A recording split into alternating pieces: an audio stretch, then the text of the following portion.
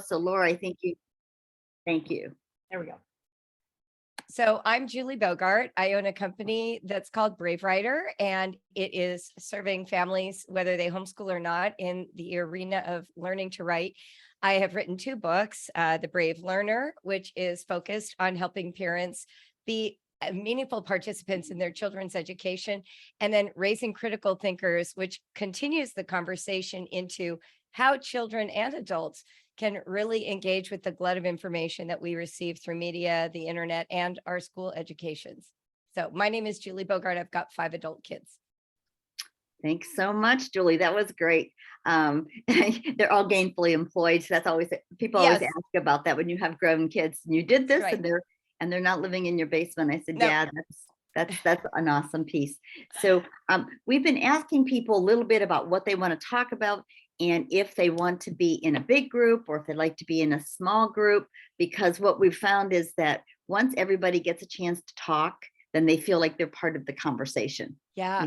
And it's not just a podcast, right, between a couple of Right. people. So if you want to be in a small group, just put it in the chat and we'll create some breakout rooms. There were 3 sections in the book. One was on what is a critical thinker. Yep. And that's huge because I loved all 6 chapters and how they built on each other and how we come to our worldviews. And then the second one I love too, because I'm a fan of Barbara Oakley also. I love her stuff. I've taken a couple of her things and read her books. Awesome. And I was somewhat familiar with the idea of reading and experiencing and encountering. And that's another, if anybody wants to be in a small group and talk about that, I love that particular part. And then the third one was really, I think, built on the first 2, which is rhetorical imagination. How Yes. how can you do that effectively? So if anybody wants to be in a small group, just throw it in the chat, send it to us personally. You don't have to make it to everybody, and we will set that up.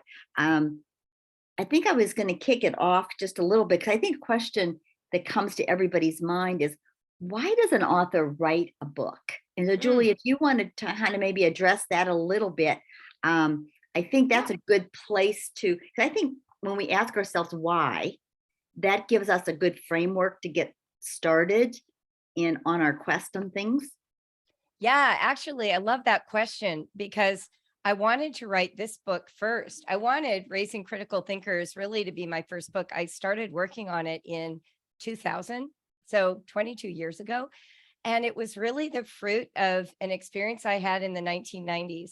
So I'm 60 years old and I was in my 30s in the 1990s when the internet first threw open its doors. And I always like to say that homeschoolers were the first ones through the doors because we were lonely.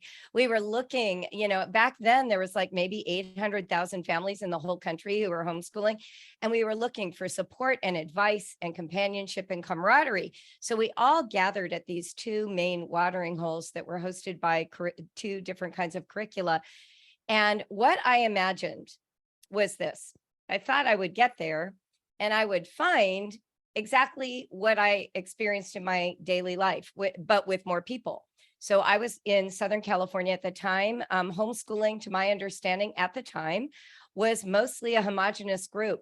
People tended to be of the same religious background, similar politics, skin tone, economic level, stay-at-home mother, married to a man. Like that was the group, and we didn't expect much difference. So I get online, I've done park days, I've done co-ops, I get online, I'm expecting more of the same. And what was fascinating is that demographically, we were those things, but man, could we argue. Like instantly there were bloodbaths over paper diapers versus cloth diapers and OxyClean and whether or not you should baptize your children when they were born or at age 13 and what your politics were. And it became shocking to me that these women who, if I met them in a park day, would have been really polite and kind of avoided those subjects, felt empowered by a keyboard, no avatars or pictures back in those days, to just blast away. And here's what really fascinated me. I couldn't figure out why everyone felt so personally convinced that they were right and the people they were persuading were absolutely categorically wrong. So I became curious early on in this, what seemed unfounded confidence in a personal viewpoint. Like, Well, just because it's what you think, how do you know that it's the only way someone should think? Why is this categorically right? People were feeling offended when someone disagreed. I always say that we invented trolling. Back then we called it flaming, but we were trolling each other and we didn't even know the language for it. And we were all very nice women. Like if you met us at a supermarket, we would have been so polite and friendly. So that got me really thinking. And I ended up going to grad school in the like 2005 area to kind of wrestle through some of my very displaced beliefs. This internet just kind of blew open everything I thought I knew. And it was through this journey that I started. I've got files all the way back, thinking about thinking, doing research into thinking. Now, The Brave Learner was the more logical book to start with and very natural one to write. But I have been fascinated by worldview, individual interpretation, textual criticism, how we arrive at our beliefs, really as long as I can remember. And the internet just like blew it open. So yeah, that's how this got started. Yeah, I share that same fascination because I think my husband had one of the first websites on the internet, like in 93, 94 or something. And Amazing. yeah, we were longtime advocates. Actually, I wrote a book back then because I was teaching teachers how to use computers.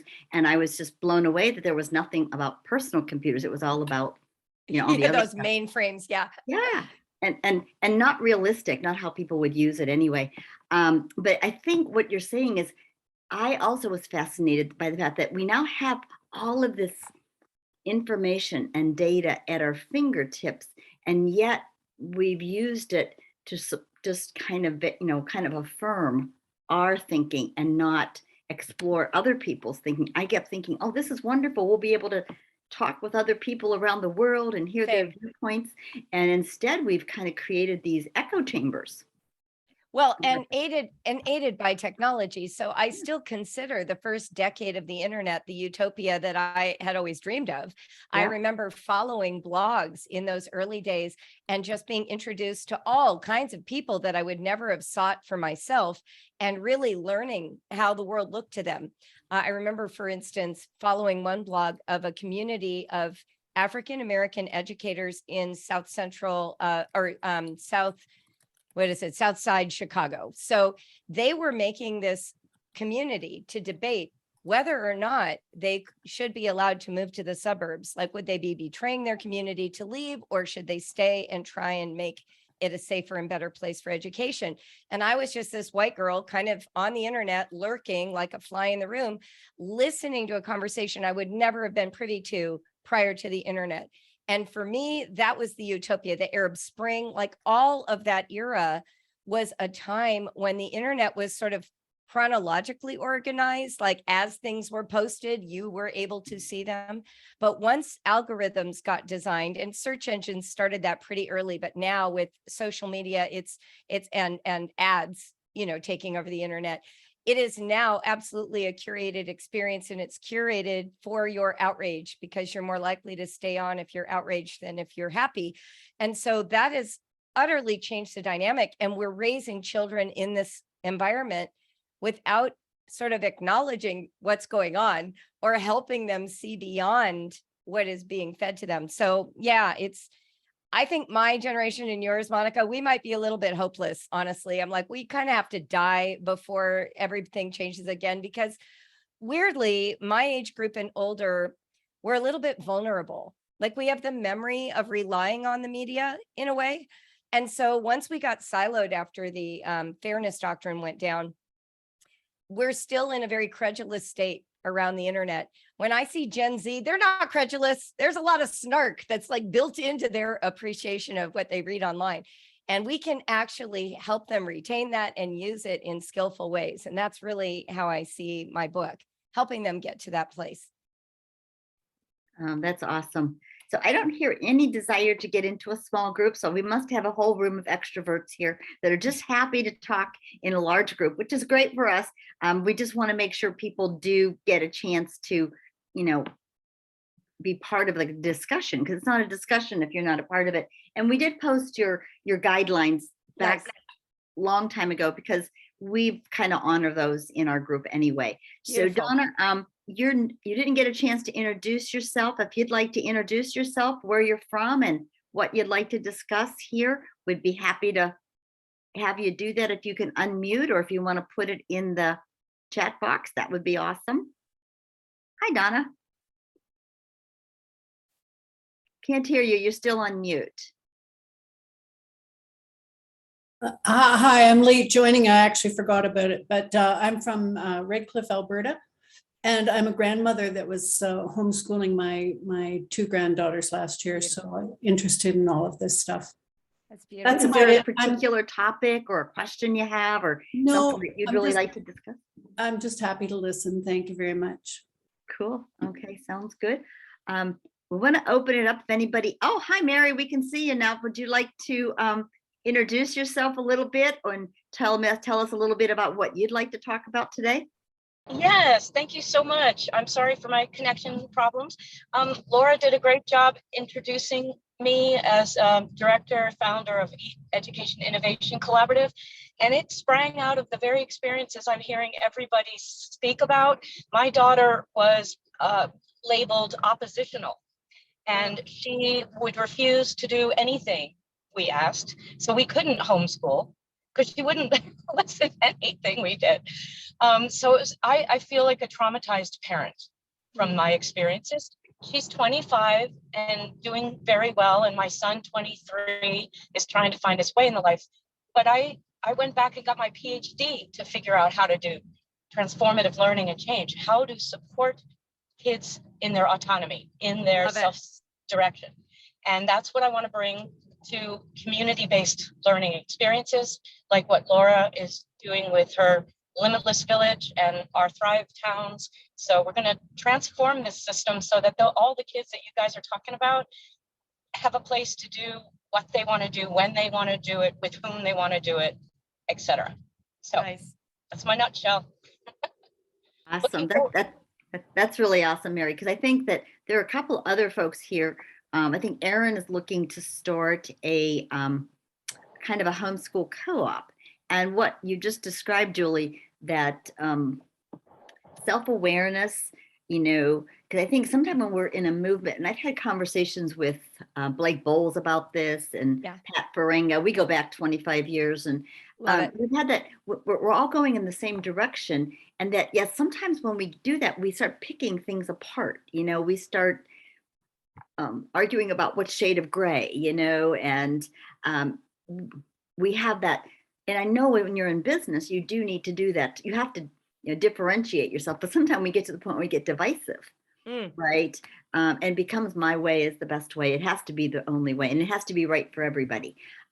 So I think one of the things that really struck me in part one was that how do we come to this? And then how do we peel it back? Like, where do you start with dissecting that worldview? Like where do you meet someone where they are? Because I think I work with, I call them the out of the box learners and families around the world. And I've done all those things and worked in programs too. But that I think it's really important to meet people where they are. Yeah. When I was reading that, I kept saying, how do you discern where somebody, how do we do that? So one of the things that happens a lot when we're meeting each other and we're aware that we're not identical is there are two things where we have a drive for sameness. So we're looking, where do we overlap? Oh, you're a Cubs fan. So am I, so even if you hate politics and you're opposite of each other, you can like root for the Cubs together. Right. So we look for similarity. Oh, you're from, Southern California. I lived there when I was a kid till I was 6. Oh my gosh, what street, and you do this commonality hunt.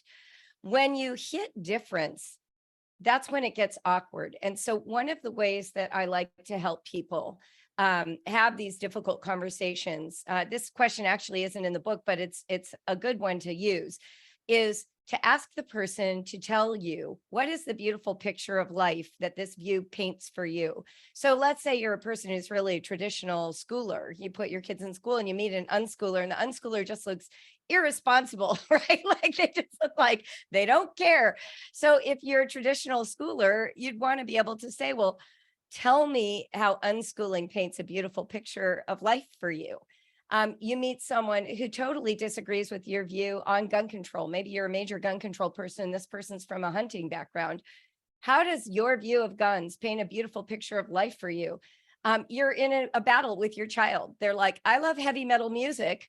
And you're like, I can't tolerate it. And you say, well, tell me how heavy metal music paints a beautiful picture of life for you. Because none of us adopts a view that makes life worse.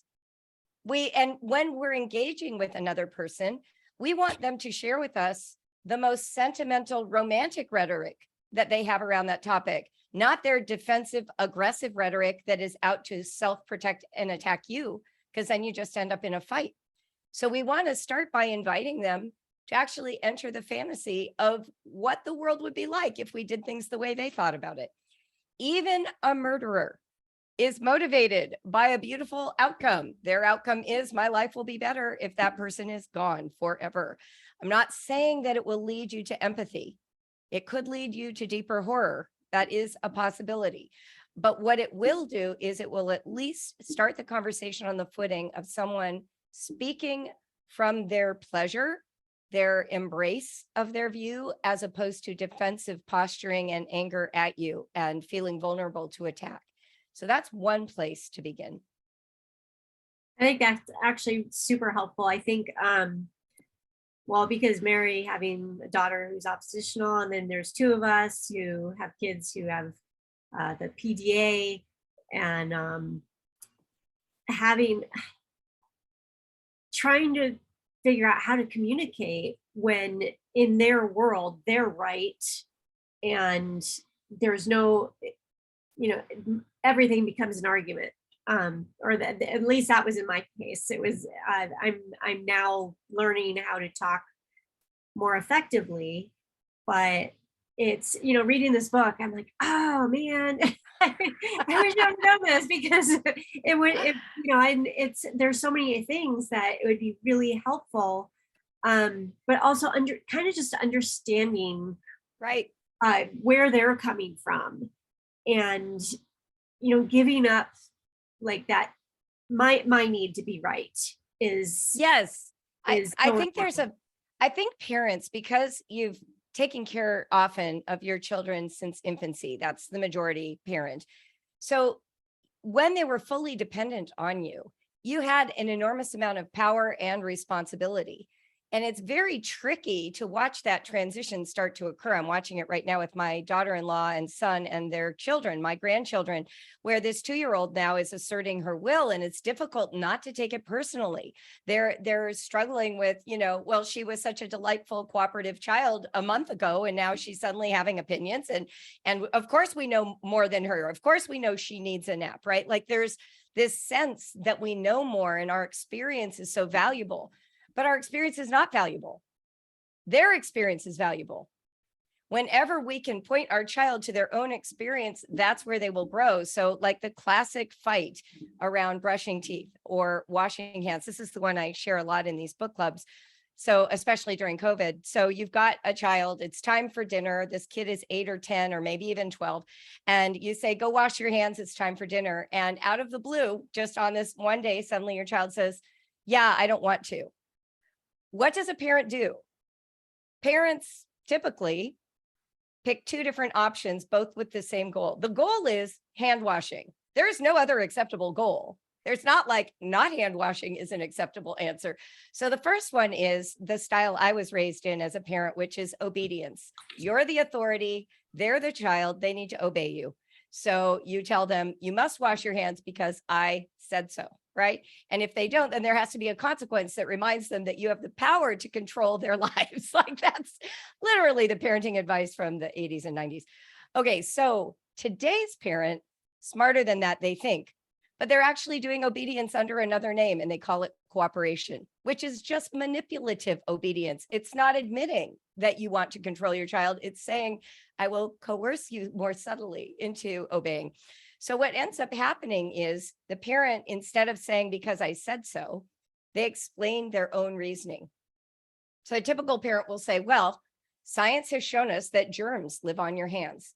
And so when you eat food using your hands, those germs get in your body and they will make you sick. And then we expect the child to be like, oh, hard-won wisdom. I get it now. I will wash my hands. And yet that's not what the child says, because believe it or not, that child is thinking about the fact, I just ate Cheerios off the floor. I'm not sick. They're thinking, I was just with you in Target and baby sister spit out her pacifier on the floor. You picked it up, licked the germs off the floor of that pacifier and put it back in her mouth. And they're actually thinking, does my mother believe in germs? And the truth is you don't, because those things all happen and you aren't losing your stuff over it. But you also have been programmed to believe in this like story about hand washing. Here's what could happen differently. Now, obviously, you can't do this for everything. Sometimes you just need to buckle them in a car seat and go to the store, and you're just going to exert your will and they're going to be unhappy. And that's just how it's going to be. But every now and then, follow them down the rabbit hole. So they say, I don't want to wash my hands. You could say, oh, that's news. Tell me more about that. Why don't you want to wash your hands? I don't know. I just hate hand washing. Is it the temperature of the water? Is it the texture of the water? Should we get a thermometer and measure the temperature and see which heat you're okay with? Should we try hand sanitizer? It's really fast, dries faster. No, that's sticky. Okay, so you don't actually want to wash your hands. Do you care about this germ idea? Should we Google and see if there are other ways to kill germs? I hear heat kills germs. Maybe we won't use water. We'll just blow dry your hands. Or maybe we just roll the dice. Let's find out if you get sick. I mean, in the early months of COVID, we couldn't have done that.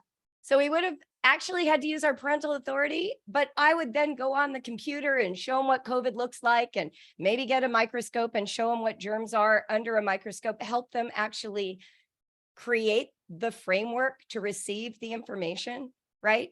But if COVID's not in question, I mean, do you always wash your hands? You don't. So those are the kinds of deconstructions that kids help us do.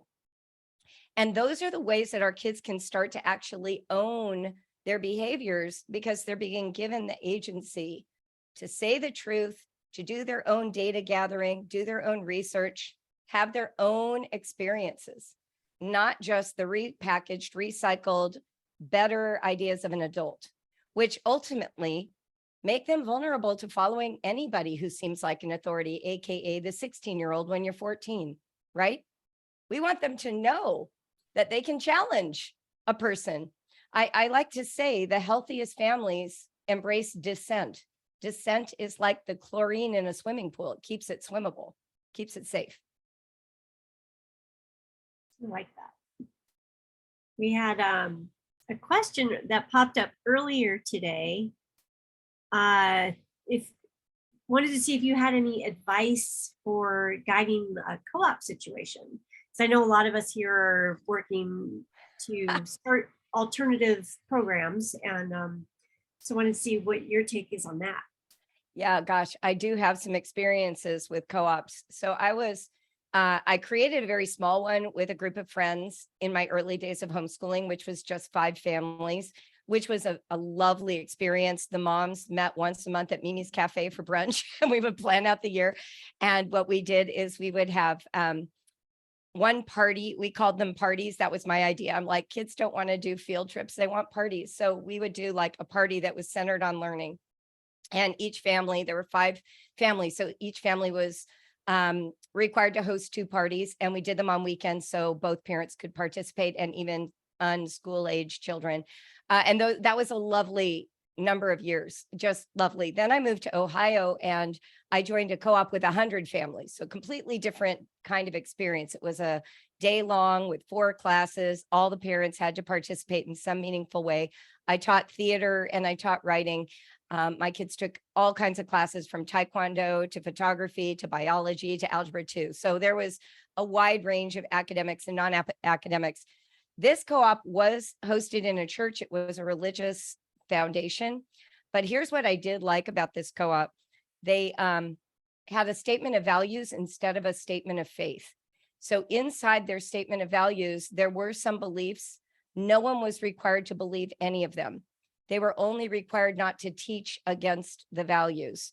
And the reason I found that an interesting distinction is because I've been kicked out of plenty of homeschool organizations while I was going through periods of reevaluation. I was in grad school, I was blogging, I was writing a religion and spirituality column at one point for UPI Online.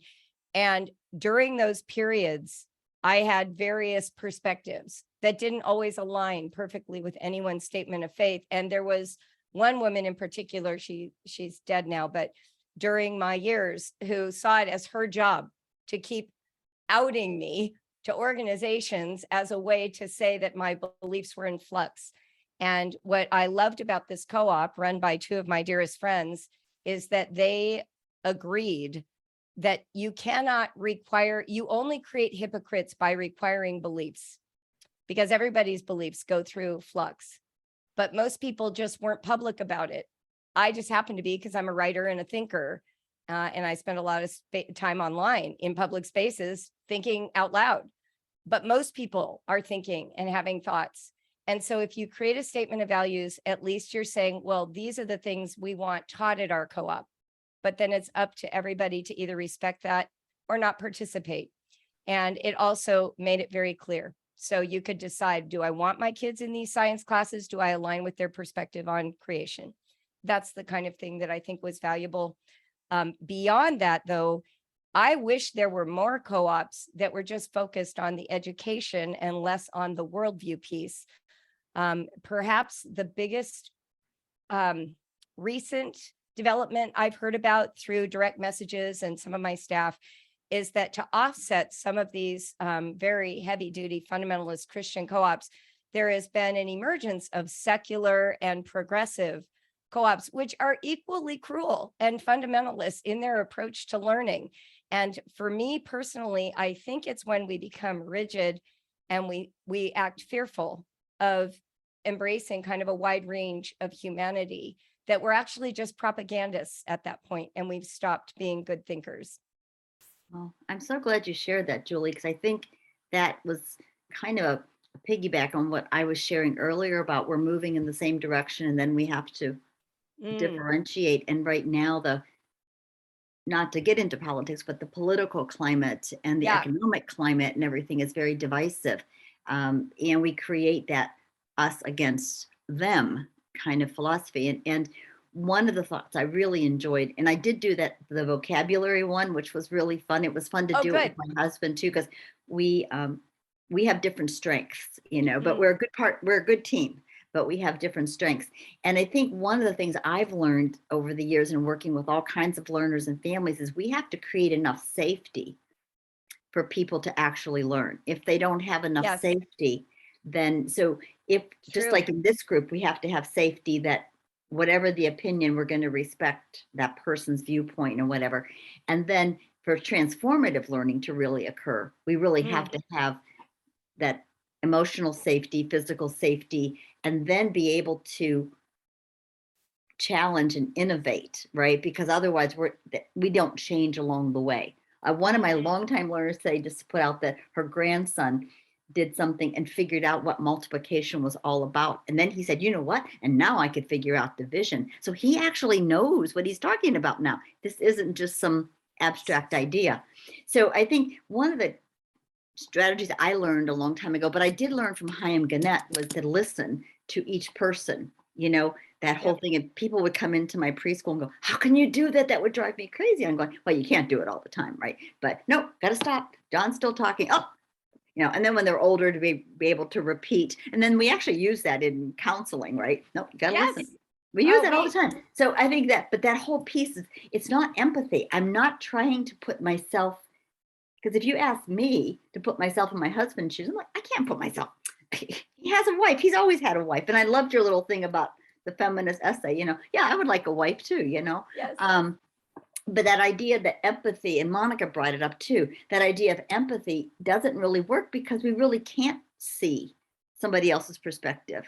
Well, how do you think your brother feels? I don't know. And I know what? I don't care, Yeah. So or you want to control it, right? You want to actually control what they feel through your understanding.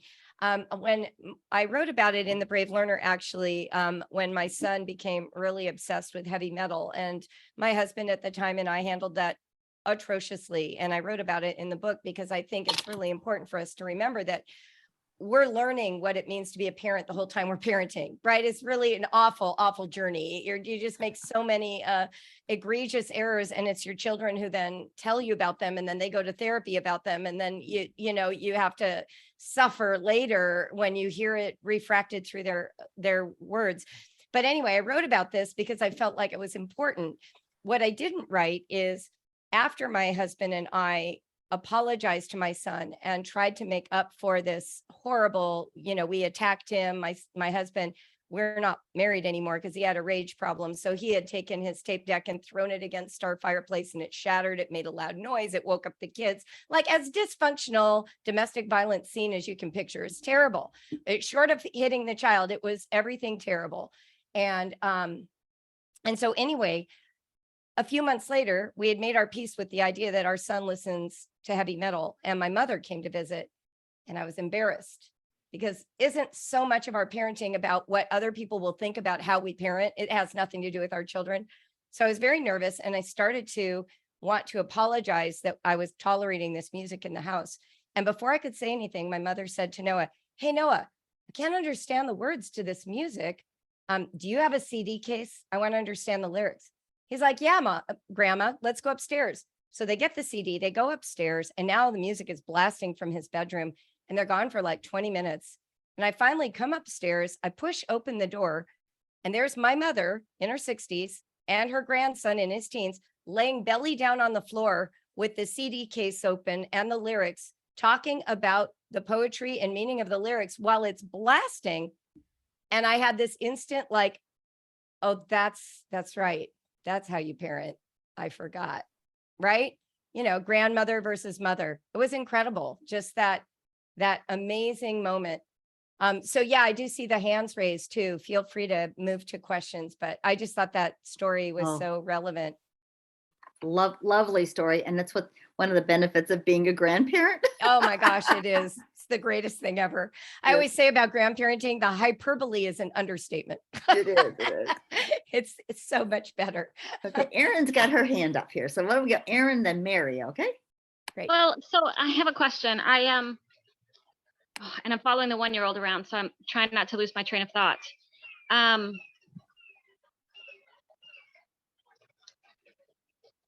Oh, okay. So one of the things that I appreciated when I was reading The Brave Learner, I haven't finished the thinking book yet, but that I appreciated was that your viewpoint, Julie, was really very unschooly. And I have this group that I'm starting, and about half of us are unschoolers and about half of us are homeschoolers. And so I've done what you said. I actually have like a vision, a mission, a statement of beliefs, kind of like you have, which are intended to guide us. And what I've done is we've started the group is really just hand those out to the families as they join, and give them some time to see if this is the right fit for them. And but my question really is, as we continue to move forward, do you have any advice in terms of checking in with those values, making sure that we keep that in focus? We are called the Orlando Self-Directed Community. Nice. And so how can we continue to ensure that that we keep that student direction at our focus? Does that make sense? It totally does. So I am a huge fan of 12-step programs. I go to 2 every week, and we always start by reading the 12 steps before we begin. Always. So if you've got a statement of values, I recommend, the circle of people, each person just going in a circle, reading each of the values, or having one person read it if there is a collection time. If there isn't, if it's the kind of co-op where you don't actually have everybody together at the same time, then maybe what you do is you remind people of them in email. You could send out an email before you meet and say, this week we're thinking about this. We've got 10 values. Here's value number 1. Just think about it this week. Then the next month, here's value number 2. Think about it this month. And just give them a way to sort of be reminded. A lot of times we write those lists and then they live in some file on somebody's Yes. computer and you never revisit it.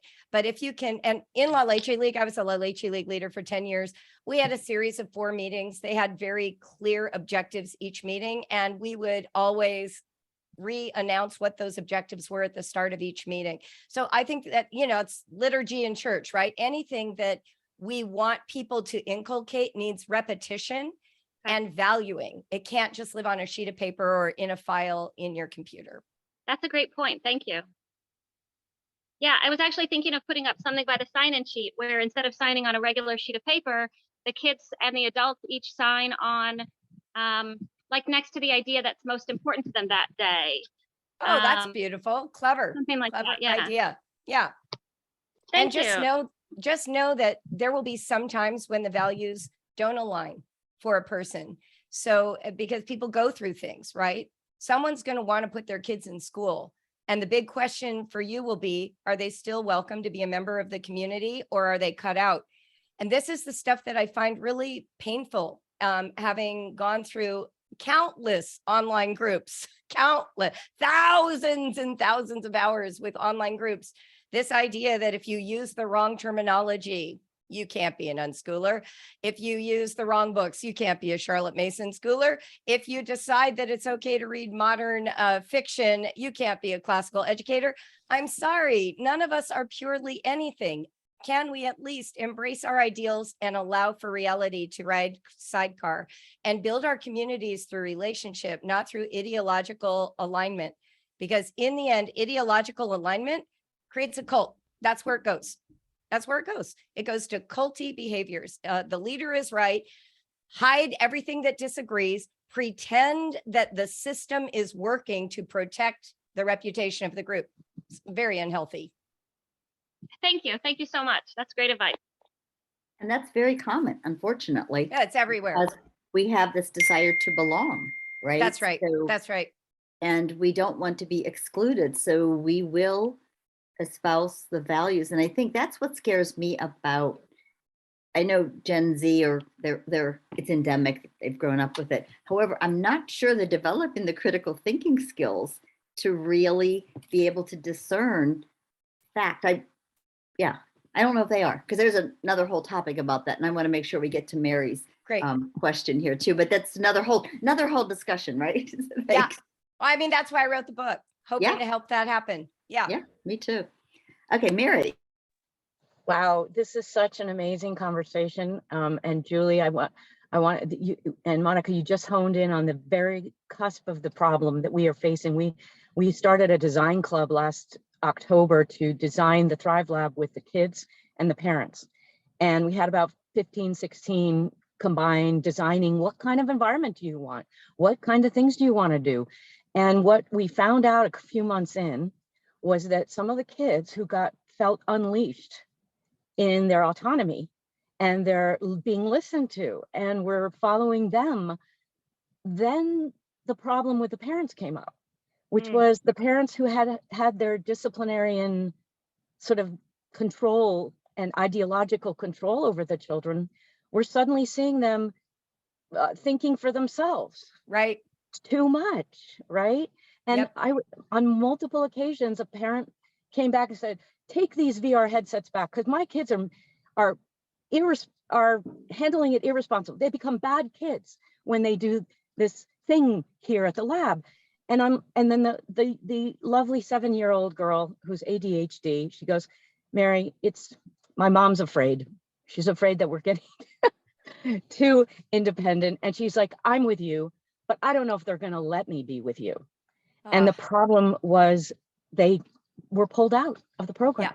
Yeah. What do we do about that? Nothing, because parents have full responsibility for their children. They'll make their decisions, and some of those decisions will be harmful to children. Some will be beneficial. Some will be nominally impactful. One of the things that I think happens, and this is why I am a little bit of a champion against this notion of cooperation as being the highest goal of parenting. The highest goal of parenting has to be cultivating human agency in each member of the family, the parents and the kids. There's this feeling that I will feel most at peace if my kids adopt my values and create peace in the environment. Or the codependent parent is like, I will feel most at peace if I pacify my children by giving them what they want, but it's neither of those. It is actually an honest assessment of what each person needs within this context at any given point. And it's exhausting work. And we can't do it all the time. I have to say this all the time. Like sometimes you're just going to revert to, we're the leaders, you're the followers. This is what's happening right now. But if we can begin to create opportunities for people to show up as who they are and give them that autonomy. You know, my son, Noah, in 4th grade, woke up one morning and told me, I hate my life. He didn't say I hate school. He said he hated his life. I had just finished the 3rd month of implementing what I thought was the best homeschool schedule I had ever built. I was feeling a high of accomplishment the day he told me he hated his life. Those are seem like irreconcilable differences. But, you know, fortunately, I'm from Southern California. I'd done thousands of hours of therapy. So I was like, oh, yeah, no, that's a bad message. I got to do something about that.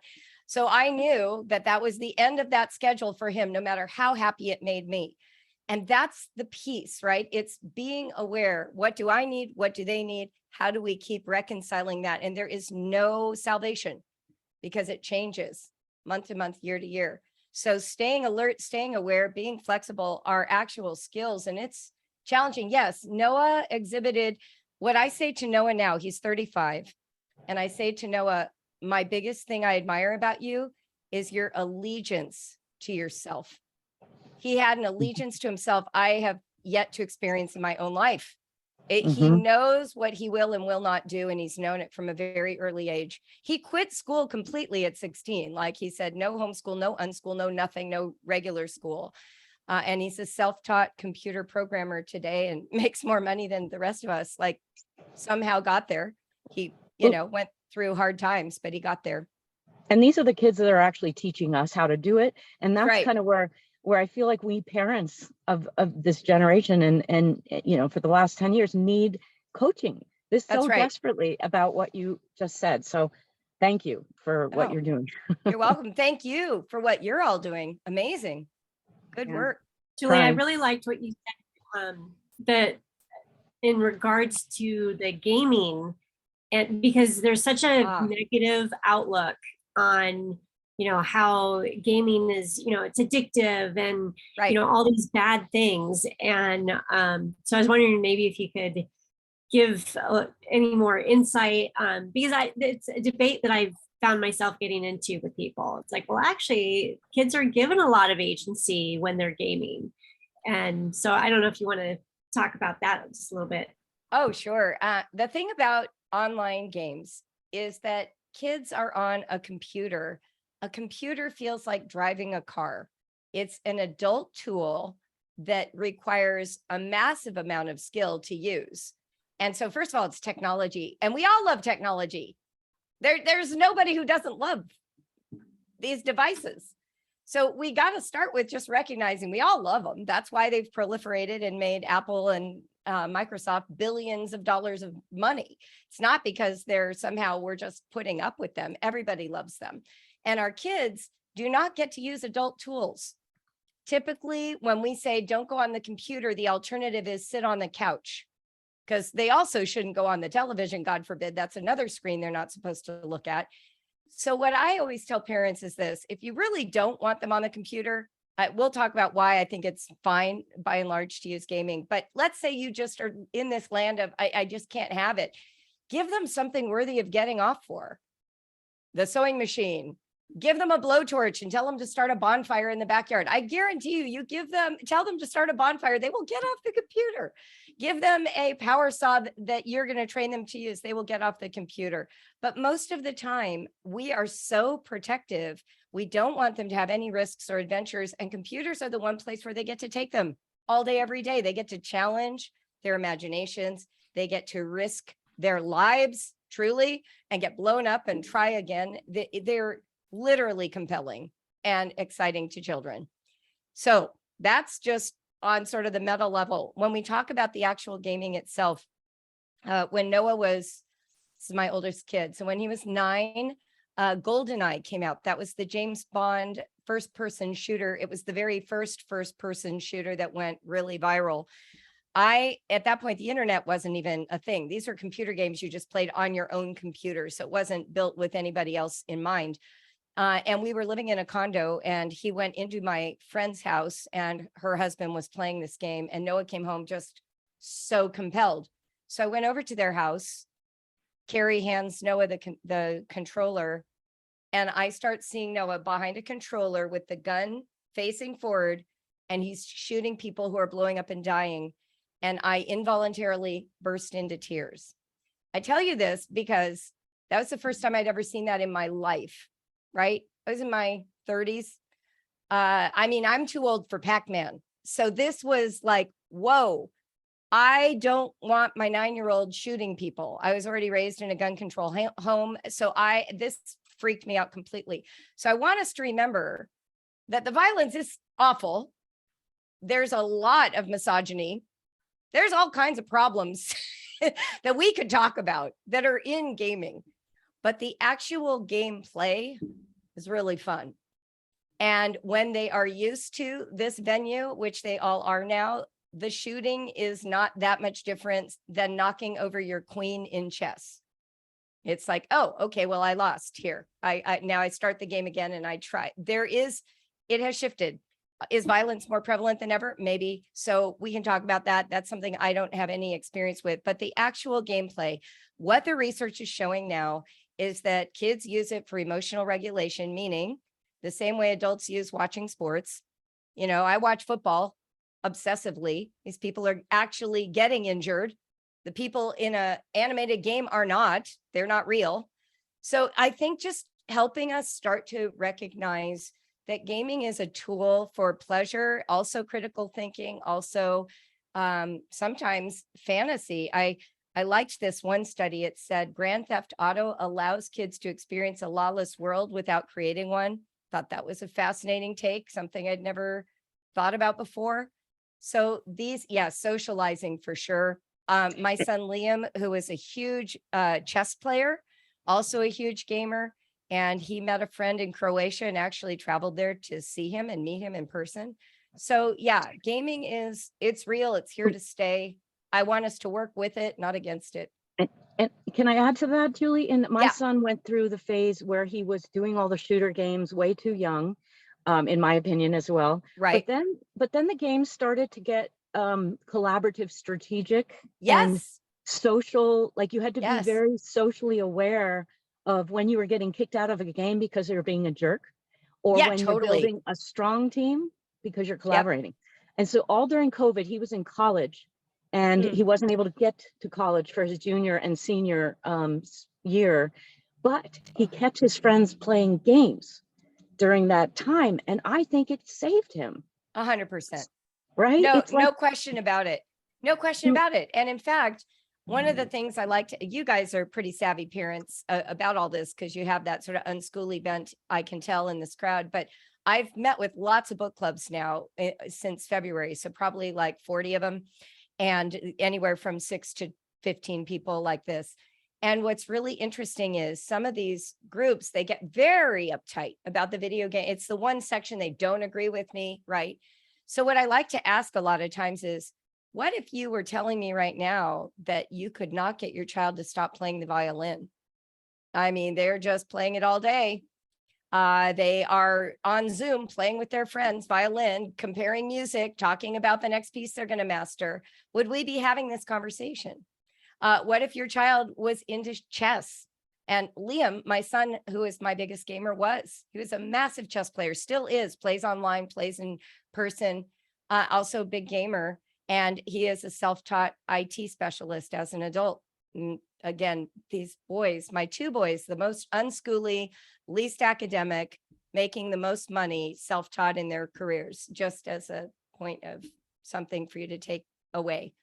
And the oldest has ADHD, and the second one, Liam, who I'm talking about, he's borderline. He doesn't actually have it. The diagnosis is like, you could take the drugs, you don't have to. He's kind of at that level. And yet both of them brilliant in math, brilliant at self-teaching. Yeah, it's and not an easy ride, by the way. I prophesied doom over both of them countless times. I coerced them. I grounded Noah from the computer. I was not always good at this. One of my staff members always says, Julie Bogart wasn't Julie Bogart when she was raising kids.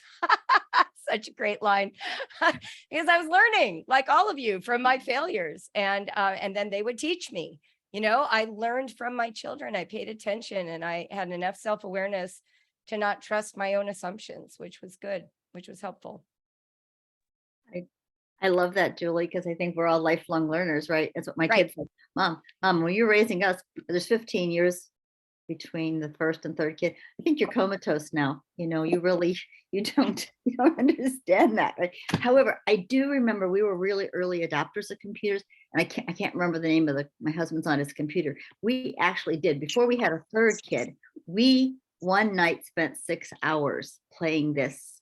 You had to unlock these doors and you had to go different. I can't remember the name of the game, kind of like the Zoom Beanie one, I think. Yeah. But after the third kid, there was no time. We just wanted to sleep. She was premature. Sleep was a driver at that point. But when we actually had the time, we started at like 8 o'clock. The kids went to sleep and we played until Wow. like 2 o'clock in the morning one time. We went, oh my goodness. So I could understand how you can go down that hole. Yeah. Not very often, obviously, because we have responsibilities. However, I think there is a lot of strategic thinking, but we're afraid of what we don't understand. And I think that's the big thing. I encourage, sit down next to your kid. And I don't like the first person shooter games either, but my boys were definitely War of Warcraft people. Yeah, of course. And Halo, obviously. Right. And even Mortal Kombat and Red Alert 2. Yeah, I think that violence is part of our lives. We just don't like to be a part of it. So I think that. So I know we just have another. Go ahead. Yeah. Can we squeeze in one last question? We got one last Diana, question here, so I wanted to make sure we there. get to- Yeah. Okay. Thank you. So Julie, I wanted to ask you, since you mentioned that you're divorced, Yeah. you're co-parenting or were co-parenting at that time. Yeah. Because I'm kind of in that situation at this point. We're getting divorced, but then because we also had like this domestic violence thing, and he had to go to anger management and all that kind of thing. I'm getting full custody of the kids, but then I want to meet him halfway. I want him to be part of the children's life, and I want him to be part of their education, but he does not agree with my unschooling take. Way of teaching. Yeah. He is very into like traditional schooling, and he's actually kind of on the saying that he will go to he is willing to go to court or talk to the lawyers to kind of like force a little bit on that. And so I wanted to know, how did you navigate your situation? So I want to prepare myself. I don't want to be like arbitrary. Right. But I don't see that kids, because I've been a teacher in ECE, and so I have my friends that are also teachers, and my mom friends that have children to go. Some go to school, others are homeschooling or unschooling. Like I don't really see any productive learning in the school, frame. And so I just want to know, like, I'm kind of looking for some light and see how can I do this co-parenting thing more than like I've been trying to share my learning. Yeah. He's not taking it very well. So. Well, no, and you're going through the divorce part where differentiation is part of divorce and punishment is part of divorce. Like he may be wanting to punish you for initiating the divorce, and this is your most sacred thing, so he can kind of attack it. So a couple of things. It's really a huge advantage if you are a credentialed teacher. Are you a credentialed teacher? Is that right? Yeah. Yeah. Okay. That's amazing. So I would go to your lawyer and I would say this, that you are a credentialed teacher, that you would like to put that before the court in this custody arrangement, that you want the full responsibility for educating your kids, and to satisfy your husband's need for some kind of certainty since he's no longer in the home, make the agreement that you'll do year-end testing the standardized type and actually teach to the test so they do all right on it. Just make this as part of the arrangement and explain to your kids, look, we're going to keep learning the way we learn, but we have this one responsibility at the end of every year. And we're going to do this so we can keep the right to homeschool. And we're going to do it for your dad. And then another thing you can do for him, and I don't know him, so I don't know what kind of personality he has, but you might want to do a little written narrative once a month about each child and use as much academic language as you can about what your kids learned. So if they were using video games to learn fractions and ratios or percentages like one of my kids did, I wouldn't mention the video games. I would just say this month we did fractions, ratios, and percentages, and write the little narrative that shows what that child did. And if you did that once a month for each kid and then did year-end testing and you've verified for the court that you are actually a credentialed school teacher, that'll carry some weight with the judge, particularly if this soon-to-be ex-husband has already been ruled out of joint custody, which is mind-blowing, honestly, because that didn't happen with me. We had some shared custody. So the fact that he's already demonstrated himself as not reliable for that is going to be in your favor, but really lean into the teaching thing. And I would do year-end testing as a way to appease him. Thank you. If you fall below a certain level, or if it becomes truly untenable and the judge says, no, they have to go to school, let me just add this. School is not terrible. It's not. Millions of children get educated in school every year. Here's what's different. You've been a homeschooler. You will be the most amazing school parent. Your kids will learn outside the classroom, inside. They will bring such a different energy to their class experience. I have kids who went to full-time high school and they were not like their peers, and it was a great experience. So try not to be afraid of it. It doesn't have to be terrible. Thank you. Thank you. I was going to piggyback on what Julie said. I worked 10 years in each of 2 programs that valued unschooling, or we called it self-directed learning, but also we had families that didn't. And divorce is one of the trickiest situations because even sometimes the most devoted dad, once the split, does not like it because there's an economic part of it too, right? Because if your kids were in school, you would be working, right? So that would act. But the other one, I agree with Julie that at the end of the year testing is important. And the other one is to invite them to take on one of the subjects. Okay, because then they're part of it, and you can't argue against something you're part of as much. It's a lot easier to argue against something you're not part of. So so that's another one. But it is, I mean, I have had to go and testify, and it can get ugly. So, you know, anything you can do to prevent that by having some agreements about your children. You know, it's just like anything else. Homeschool group, or other thing we had was have agreements that, like Julie was saying, these are our agreements. Groups have, these are our agreements. Our kids, we have agreements. You won't, you know, when they got their license, you will not drink and drive, right? I will come get you wherever you are. You won't do drugs and drive. I will come, no questions asked. I don't care where it is, right? But we have to have agreements that we can all, and write them down with kids, particularly write them down. So, but we want to definitely honor your time. This has been so awesome. We really appreciate it. I appreciate it.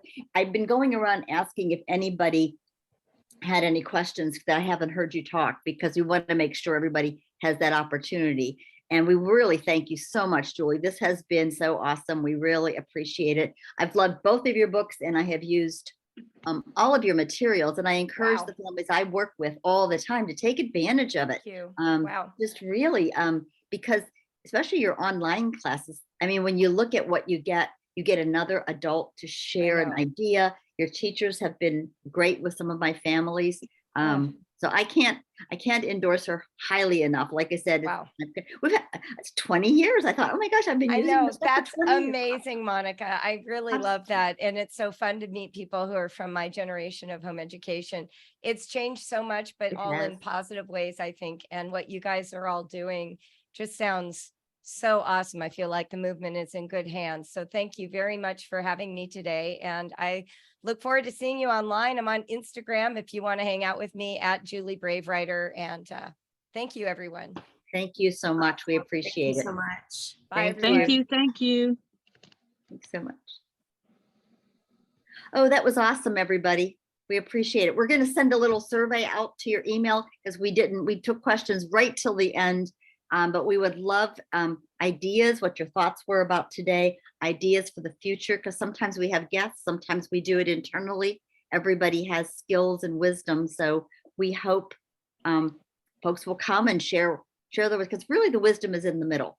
You know, we try and reach out and bring people in that we think bring value to our group. So Laura, Monica, any last words? No, I love the conversation though. That was great questions. And for me, it's always really helpful to hear other opinions, what other people are going through. And this book actually really gave me, it made me, I think it made me more critical of myself than anything. It's like, oh, okay. So it just gave me food for thought, really. And that's how we grow, right? Yeah, it was very, it's great listening to Julie in person, and the stories she shared about her own fails really are inspiring. like okay, her kids are okay, even though she failed many times according to her. So I think maybe I can do this too. Yeah. I know, you're lucky you still have some time. I'm like, can I have a do-over? No, I don't want a do-over, but no do-overs. Anyone else have last thoughts here before we end? Mary, you're unmuted. Do you have a last thought? Oh, yeah, I was actually going to say, let's all be great grandmothers to our next generation, because that story about, you know, connecting across the generations and really honing it, it's not too late for us. We still can have positive impact on our kids. So yay, thank you guys. All right, thank you. Brooke, Minnie, or Sylvie, do you have any thoughts? Anything left? I just loved hearing from everybody and learning DVA. Or PDA. I'd never heard of that before, and probably describes my daughter to some degree. And yeah, I had one question that I'm going to discuss with Monica, which just has to do with free reign on YouTube and how comfortable I feel with that. I think that this book will really help, as long as my daughter knows how to think critically and isn't just accepting everything she listens to on there at face value. That will go a long way. Yeah, and it is hard with YouTube because it doesn't stop, right? It just keeps giving you more of what you've been looking at, so you just keep consuming.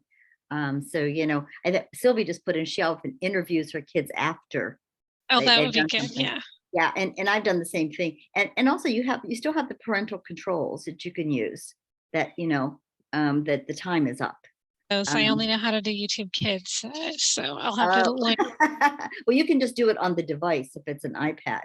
Angie's gone, but you know, we talked about that, and then it's not a forever. It's until they can have the self-regulation. Right. Yeah.